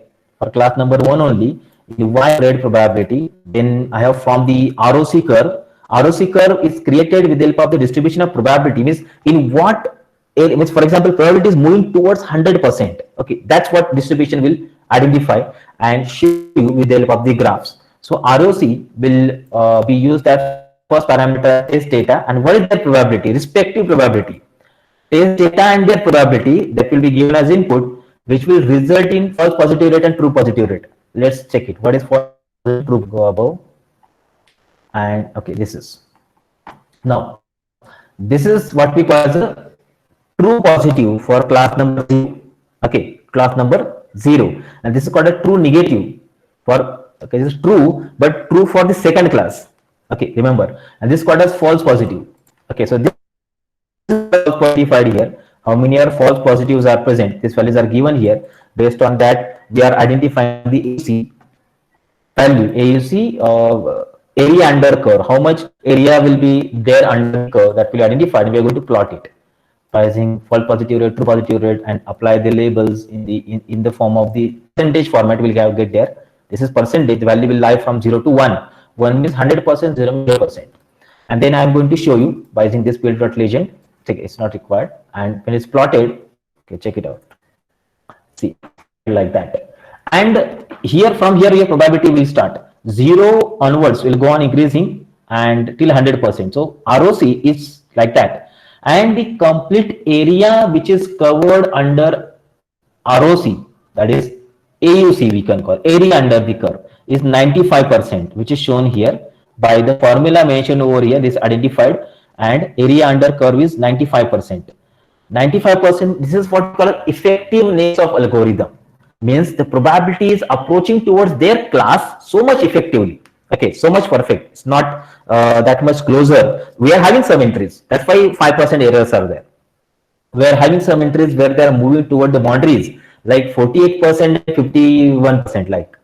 So that entries are considered. That's why the error that we are having here, which is area above the curve, means being 5%, which is not covered under that, which is present over here. This is because probabilities are less, probabilities are very close, and probabilities are very distant places that will identify with the help of this curve. So this curve will identify probability based algorithms only, how they are effectiveness of them will be checked. Many things I have given over here, but the probability distribution and its implementation from the probability based algorithm will be done by this mechanism. It's very deep and detailed concept is there. You just can I'll share all the data with you, whatever I'm showing over here, because every session is a part of 1 hour. I'm just taken somewhat faster, so you can just revise it and learn it again, what exactly the concepts are given there. I'll just a few more algorithm names here.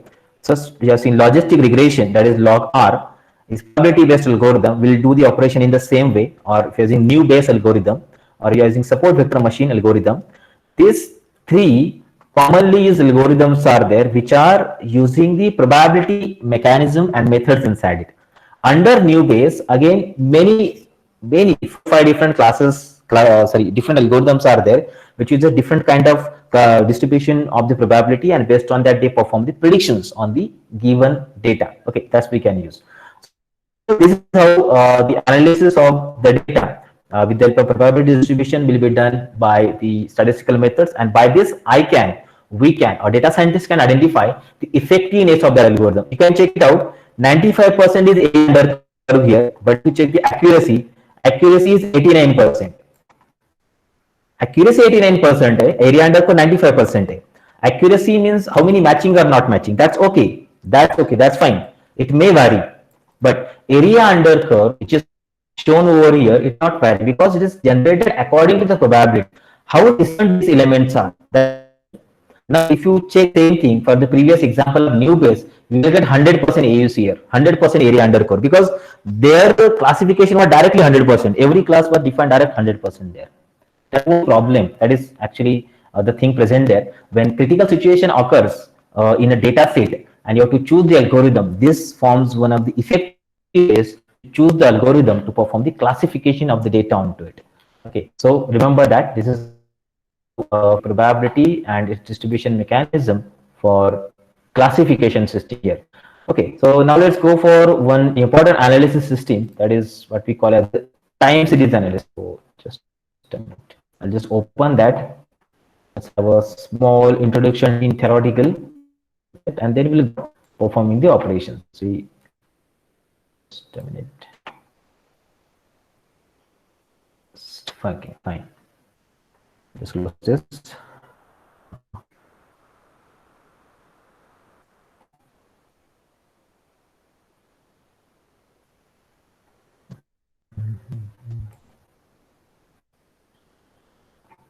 Yeah. Check that. Okay, so time series analysis is one of the mechanism when you are having a data with you from the time point of view. Okay, time series is a series of data points, text or listed or graphed in the time order.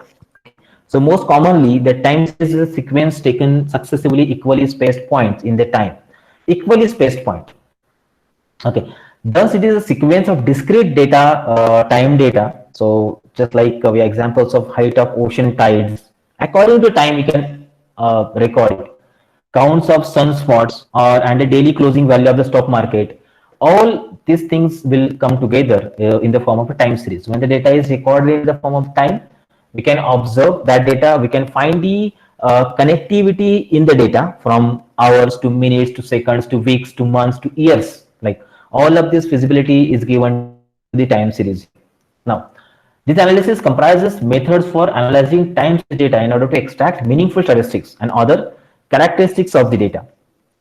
It's used for forecasting basically. So, which is by observing the previous value trends basically, which are there in the previous data as per the time, according to the time, that trend will be identified, and we are going to make the predictions based on this particular data. That is called a time series. Okay, you might have learned the model also about the time series, what exactly model is present available inside it, and based on that we are going to perform the predictions.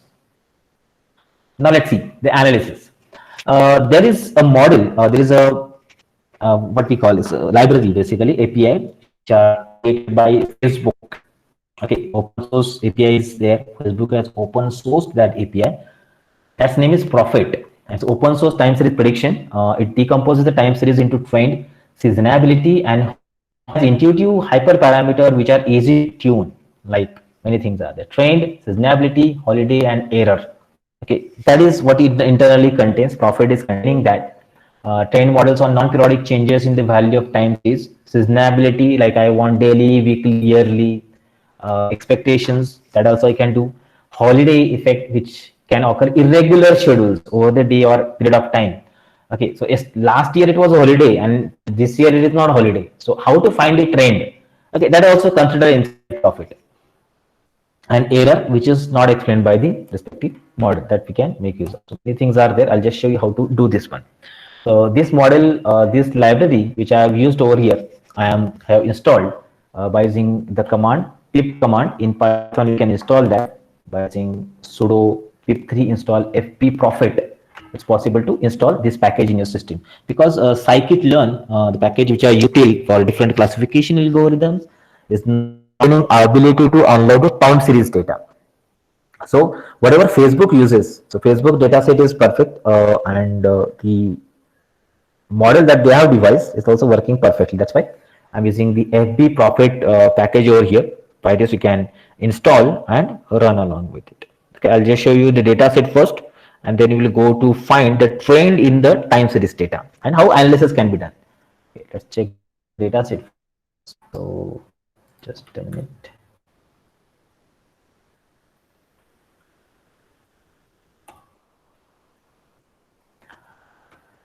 Superstore, yeah, Superstore data set.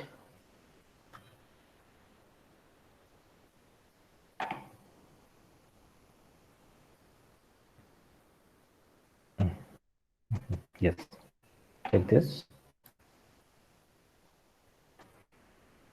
So this is a big data set from a supermarket.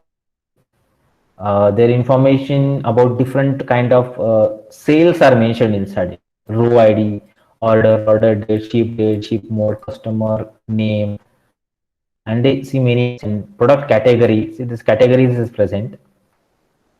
Different categories, three categories are there: furniture, office supplies, and technology. Okay, categories. Okay, many things are given in that. Thousands of entries. How many thousands are there? Almost 10,000. 9,994 entries are recorded according to time. You can check this. This column contains the date.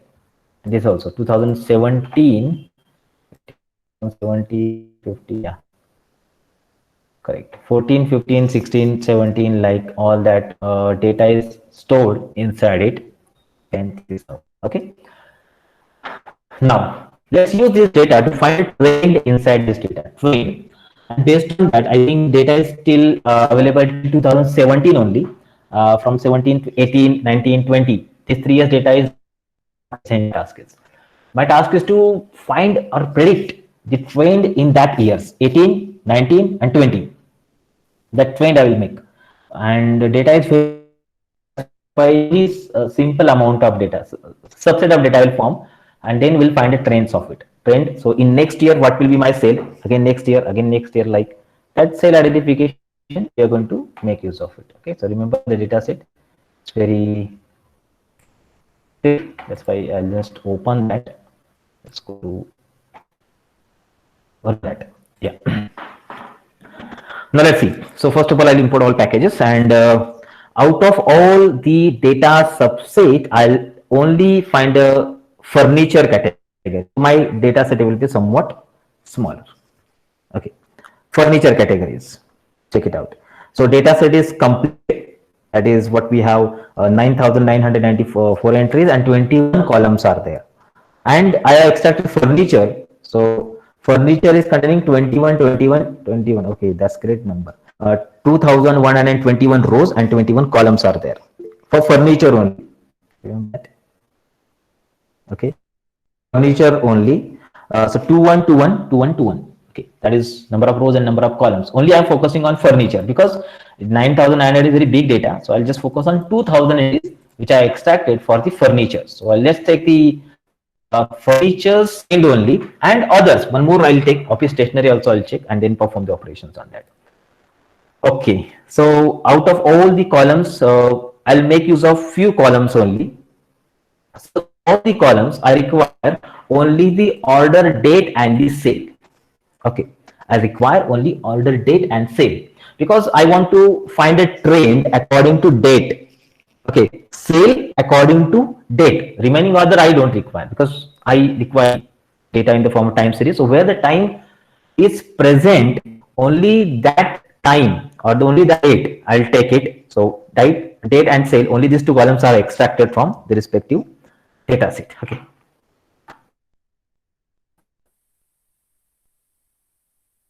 You see the data here 16, 16, 15, 14, 14 unsorted.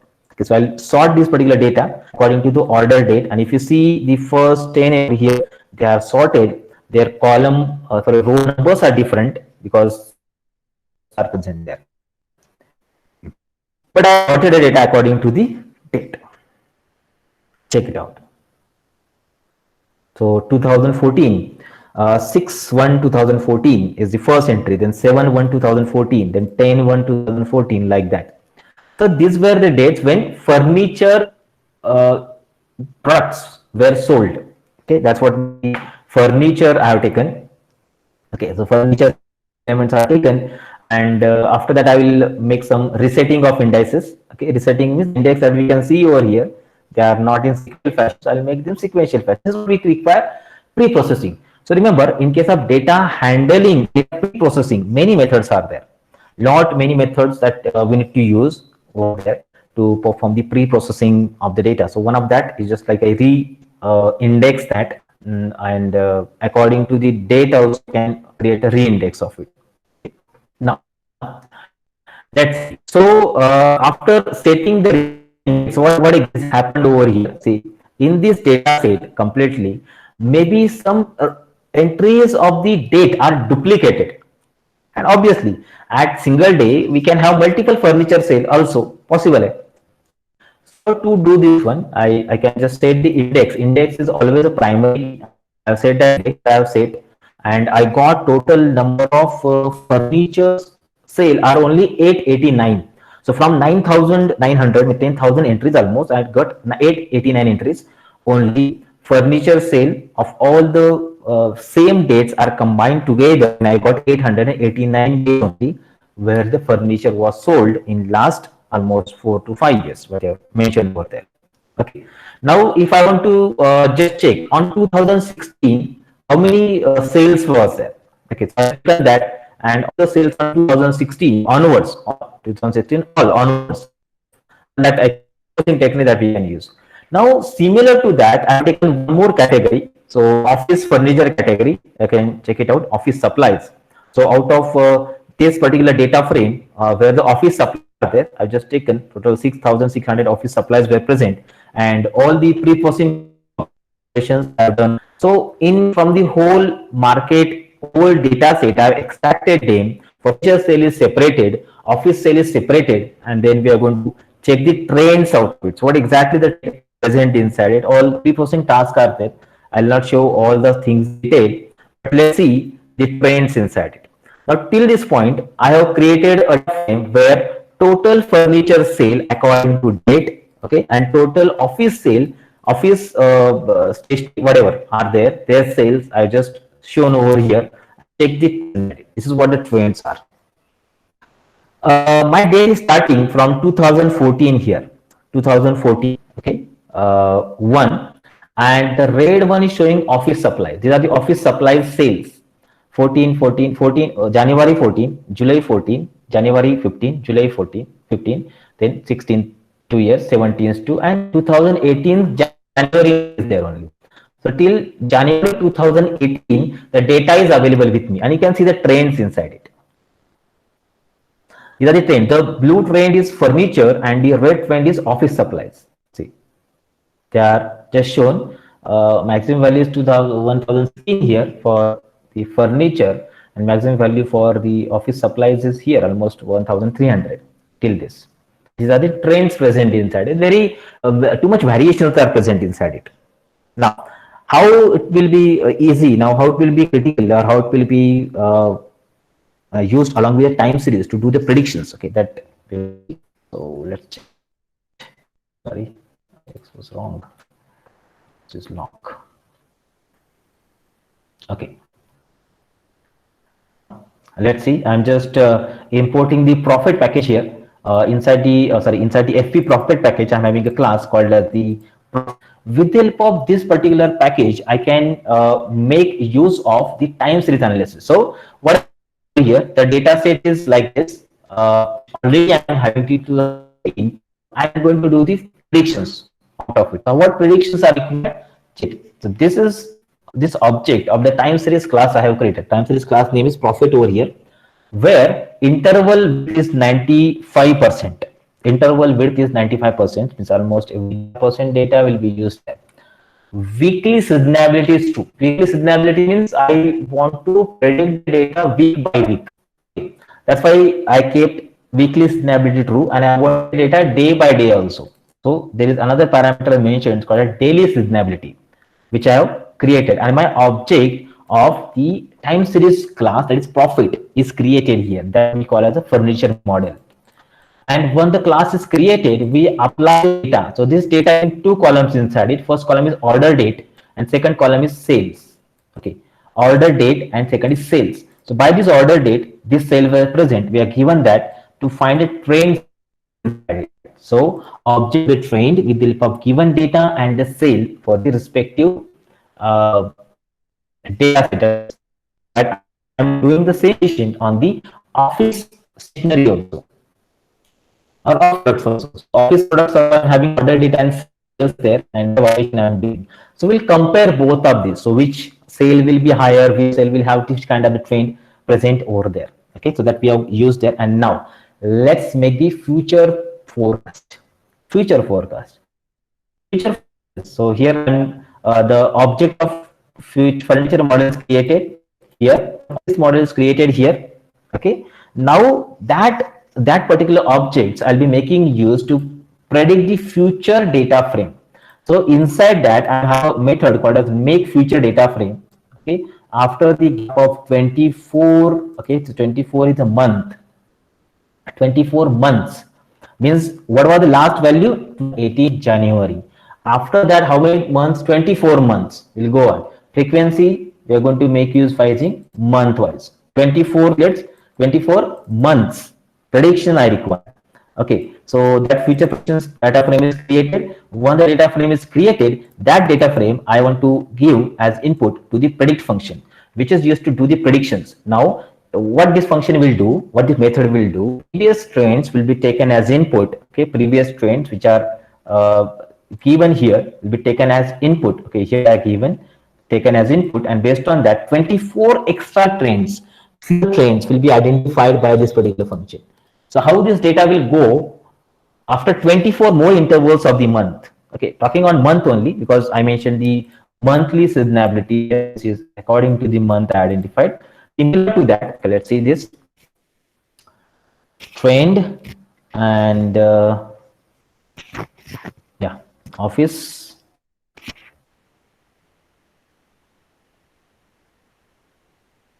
Same values are going to show data. 18 by dot plot. Whatever forecasted data is present over here, I'll go on using on X. This label is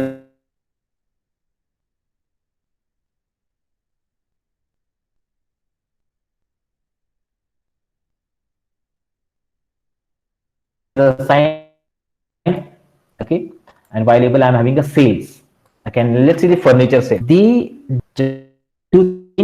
15, 16, 17 and 18 January is there only, and now 24 months I have added here. So whatever the trend it has, for profit has identified the trend inside it. We can observe the black dot are the original values. Remember, black dot are the original values with the help of that the trend is found.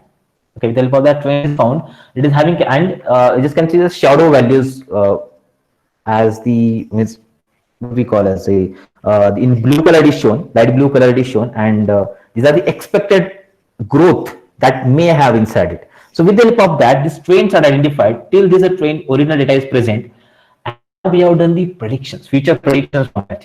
January onwards, 24 months. See again here 2018 to 19, this trend can be there, and from 2019 to 2020, this trend can be there.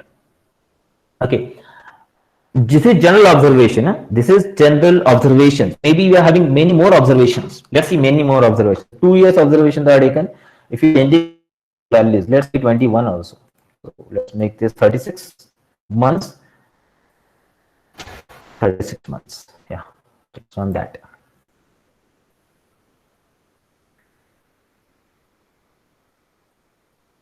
Okay. 2018 to 19, 19 to 20, 20 to 21. How the trends will be. So based on the previous data, you are going to do the picture. Why it's required? Because now we can plan the products accordingly. We can plan the future sale accordingly. Okay, we can plan the employees also accordingly by following trends which are present over there. So trend can be carry forwarded again for n number of years that we expect. Now see the office sales. This is growing constant. Almost from 2014, see this is growing till 2018, and again in 19, 20, 21 also it will grow. Fine. In office supply sales, like that. So predictions are based on your data or your timely created, timely available data. Based on that, we do the predictions on it. Now let's see more of it. I'll just show you. I can identify trends. What exactly trends are present? Let's see data. Forecasted values are also there. Whole one, this data together, the original forecast. Okay.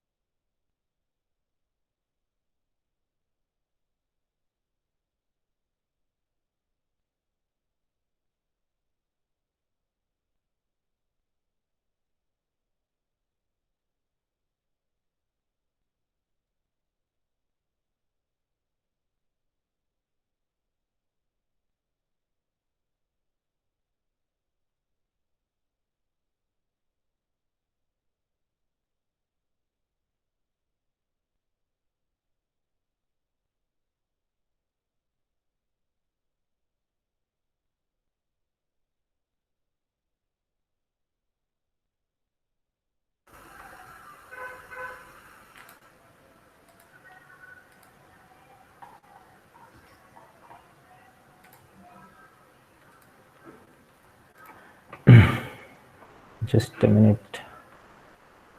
I'm getting many calls.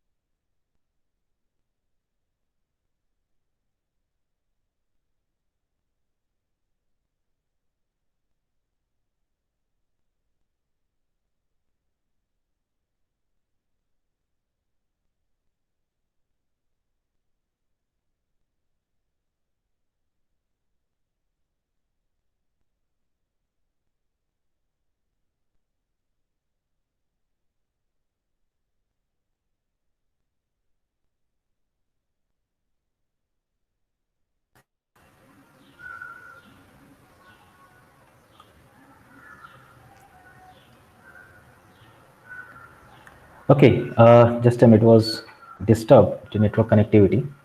Just okay. The last point is remaining. Just a minute. I'll just explain that, and then we'll finish. Okay, see comparison of trends. I just combine all of them together and just can check it out here. Both of these trends, when you compare that, office supplies has started with some low values than the furniture, and it's crossed somewhere. And in future, office supplies may grow above the furniture that your trends are showing over here. For 2018 onwards, 2019, 20, and 21. Okay, that's what it has shown there. And if you go for component by component means general trend. This is general trend of furniture. Okay, how it is increasing, or this is weekly trend of the furniture. In what day, what kind of sale we have, or this is the yearly trend of furniture. In which particular month, what kind of trend we have in throughout the month. Okay, this is a daily trend. Okay, on 7 days, what trends we are having, that's also shown here. Okay, same plot components will be used for that operation. Similar to that, office trend also, yearly trend, then weekly trend, then sorry, general trend. This is yearly trend, and this one is a daily trend that we can observe by this. So with the help of this particular time series analysis, we are, it's helping us to plan production or to plan the future products or to plan the ideas that we require to do along with the time. So time series is used to do this kind of predictions.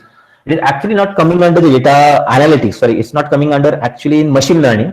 It's coming under data mining technology. With the help of the previous trend, we identify the trends and perform the further predictions with this particular data set. And with the help of that, it will help the planning departments to plan the future development or future product development after this. Okay, so ma'am,